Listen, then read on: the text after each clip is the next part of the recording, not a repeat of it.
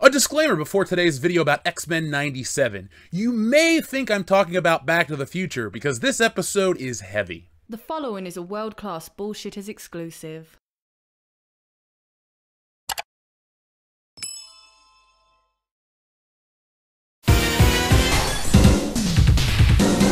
So I'm back from WrestleMania. Yes, folks, you can probably hear it in my voice, see it on my face. I had a great time at WrestleMania. And this is an X-Men video, so that's all I'm about to say. But check out our content for more about WrestleMania and a whole lot more. So I've said in the past that X-Men 97 is quickly becoming the highlight of my week.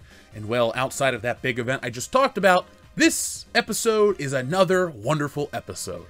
Now, I know you're tired of hearing me say that X-Men 97 is a good show. I know you're waiting for me to complain about it's woke, it's this, it's that. But the number one thing I think about when I think of X-Men 97 is the word good. Because this week is another good, dare I say, very good episode of X-Men 97 that's action-packed, deep, and here's the part that was shocking. It was heartbreaking to watch this episode of X-Men 97.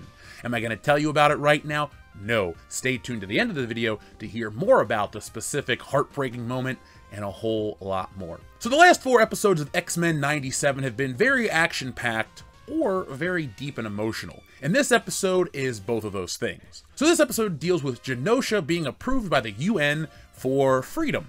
And so the episode shows you a mutant utopia. It shows you a world where mutants are free to do whatever they want. So we see uses of their powers which we haven't seen before.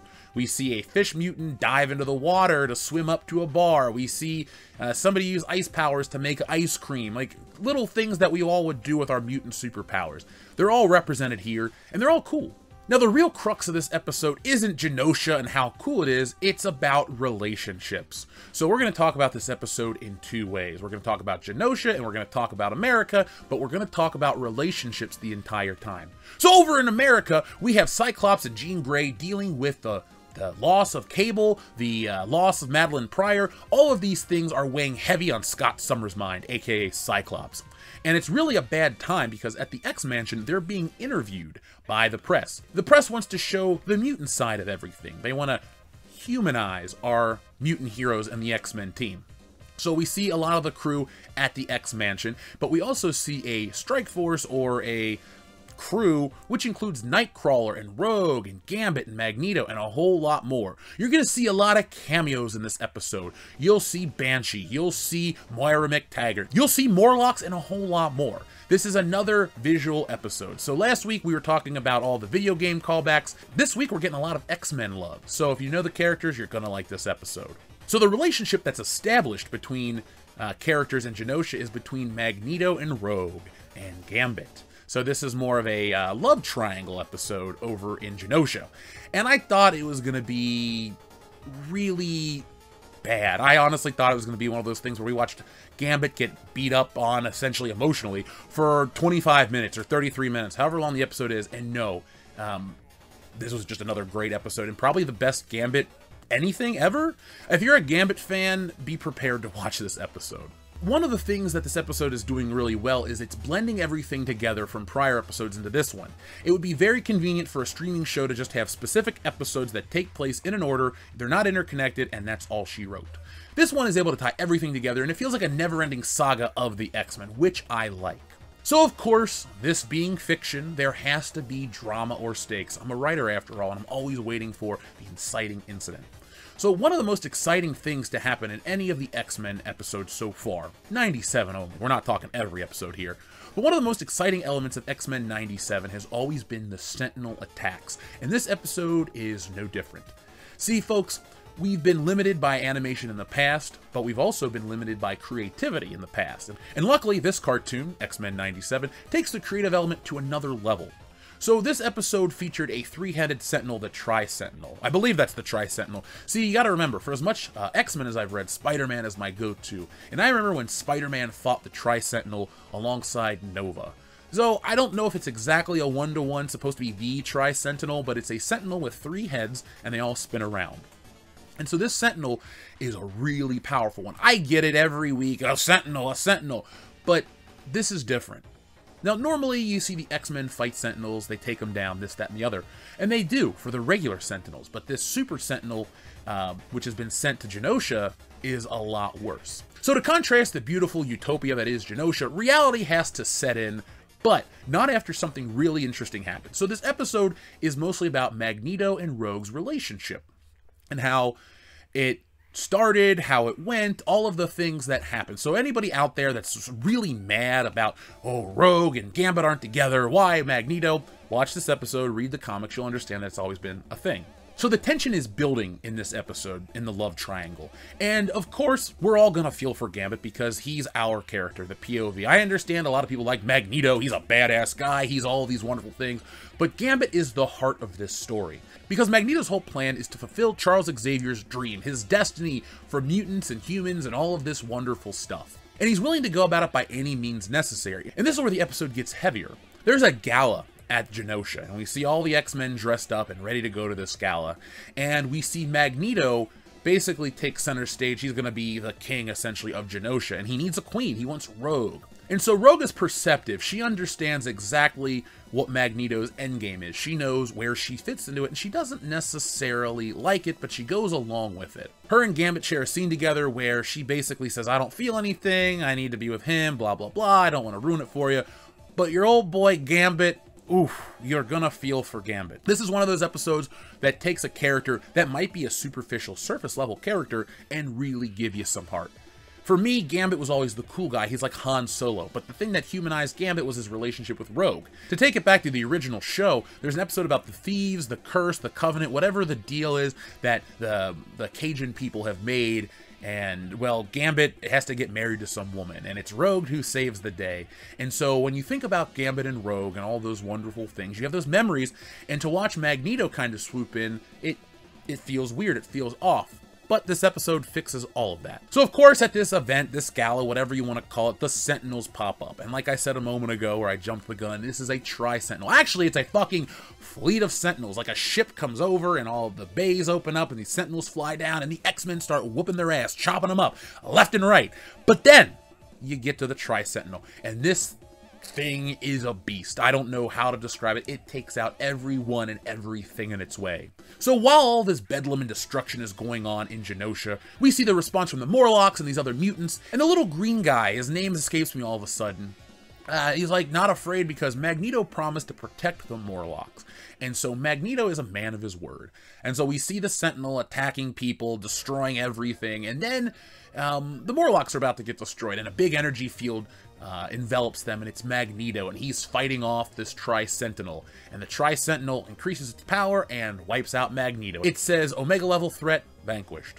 So Magneto's down, the Tri-Sentinel's continuing to destroy Genosha, and it's up to Gambit and Rogue to stop him and save the day. And so we see Gambit and Rogue team up just as friends to take down the Tri-Sentinel. So they try and they fail, and it feels like all hope is lost. But then Gambit comes in to save the day and sacrifices himself. And so Gambit is stabbed through the side by the Sentinel's tendril, and you're like, oh man, Gambit. But before anything can happen, his kinetic energy travels down the tendrils into the Tri-Sentinel and destroys it.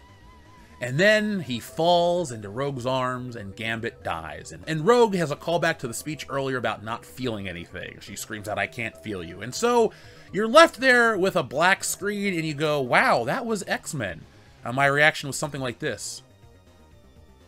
I was surprised that they went there and how good it was. See folks, I've been conditioned by Disney and Marvel and Sony and anyone else who's made Marvel-based projects over the last few years. I've been conditioned to expect disappointment after a certain point.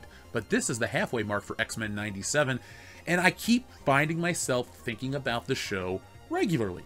Now, it's not all I think about. I have other things to focus on, but I find myself thinking more about wanting the X-Men to come back on each and every week, and I haven't felt that in a long time for any TV show. Now, of course, you could say it's just childhood nostalgia, it's all of those things, but it's a little more than that. It's a show I enjoy immensely because the writing's good, the action's good, the designs are what I want. That's the only personal preference here that's being addressed. They're the Jim Lee designs, it's what I want to see, but this is the X-Men through and through. They'll borrow from Claremont, they'll borrow from other writers, they'll borrow from other eras, but what they do is present a nice, cohesive package and create an episode that I was more than excited to watch. Overall, this show continues to entertain me each and every week, and I can't wait to see what happens next. Gambit and Rogue have always been that couple, and to see that, whew, that was kind of hard. But on the other side of it, you see Scott and Jean having issues as well, because apparently Scott's been having a psychic affair with Madeline Pryor.